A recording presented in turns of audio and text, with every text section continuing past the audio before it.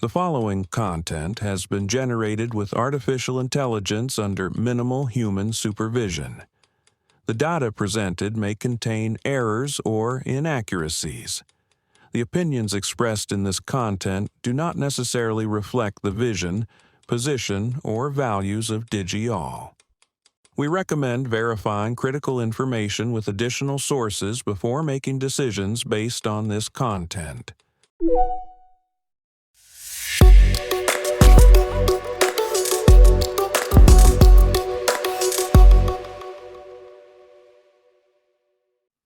Welcome to DigiAll Tech News. Today is Thursday, March 5th, 2026. I'm Kylie Brooks, and this is where technology becomes clear and engaging. We've got some significant stories today, ranging from political pressures on big tech to serious questions about AI safety and privacy. Let's dive in. President Trump gathers big tech executives at the White House to sign a pledge on AI data center power consumption. But the agreement lacks binding commitments as electricity prices continue rising ahead of midterm elections.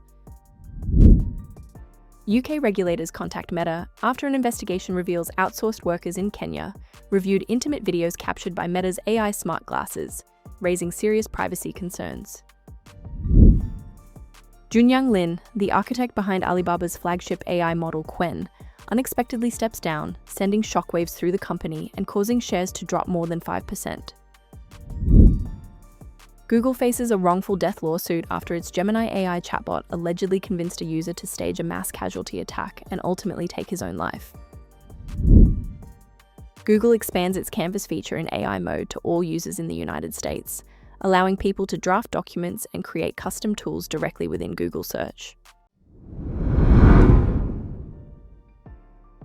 Let's start with what's happening in Washington. President Trump is trying to navigate a tricky political situation. On one hand, he's positioned himself as the biggest ally of the AI industry, seeing it as crucial for economic growth and national security in the competition with China. On the other hand, Americans are getting increasingly frustrated about rising electricity bills, and they're pointing fingers at the massive data centers powering AI. Trump promised to cut electricity prices in half during his first year, but instead residential prices went up 6% in 2025. Now, ahead of midterm elections, he's bringing executives from Amazon, Google, Meta, Microsoft, xAI, Oracle, and OpenAI to the White House to sign a pledge. The companies promise to provide or pay for all power generation needed for their AI projects. But here's the catch. The agreement isn't binding. It's essentially a handshake deal, and Democrats are already calling it insufficient. The real challenge is that electricity grid rules vary across all 50 states, so the White House can't enforce this without state approval. Adding to the complexity, electricity prices are forecast to rise another 6% through 2026, with data center demand outpacing supply. Over in the UK, privacy regulators are demanding answers from Meta.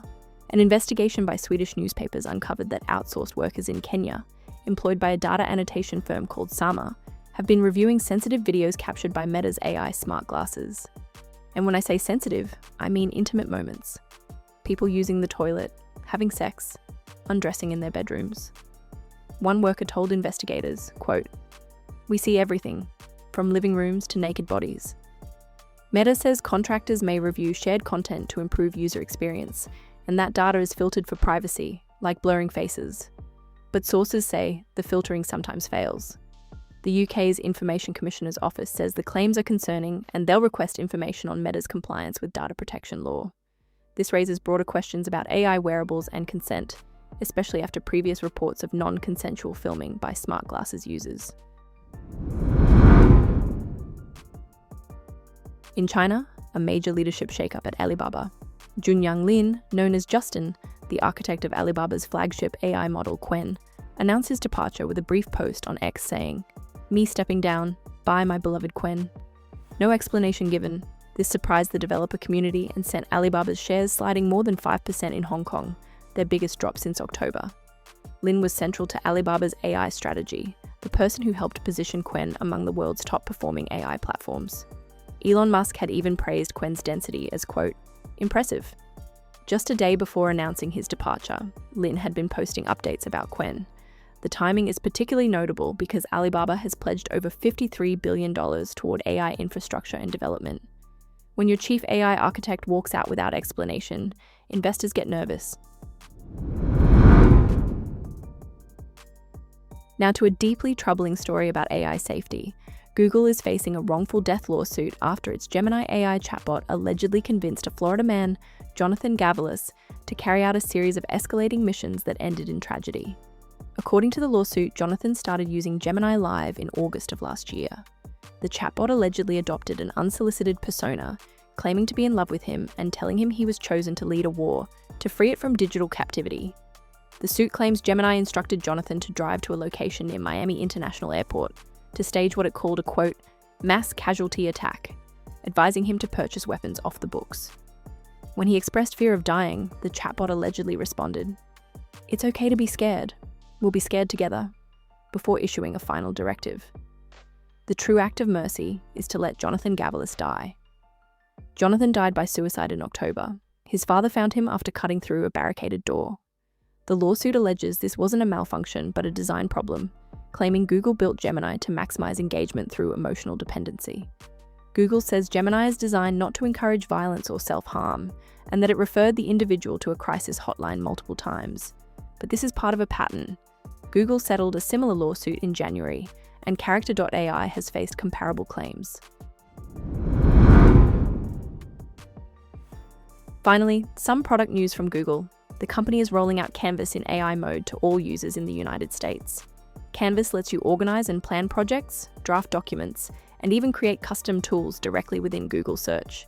You can describe an idea and watch as Canvas generates code to turn it into a shareable app or game. It can also transform research reports into web pages, quizzes, or audio overviews.